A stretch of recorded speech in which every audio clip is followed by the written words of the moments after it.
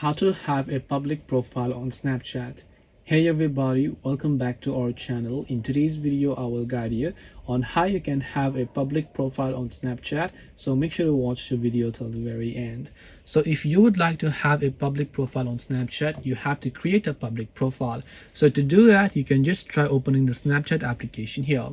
Once you launch a Snapchat app, you can tap the profile icon from the top left of the screen to come to your Bitmoji profile page. From here on, if you actually scroll down from the bottom, you'll find the option called Public Profile, and you'll also find Create Public Profile. So now you can tap the Create Public Profile option, tap the Continue and the Get Started option in order to create a public profile on Snapchat. This way you can have a public profile on Snapchat. Hope this video was very helpful. If you have got any more questions, feel free to leave them down. Thank you for watching till the end, and see you soon in our next video.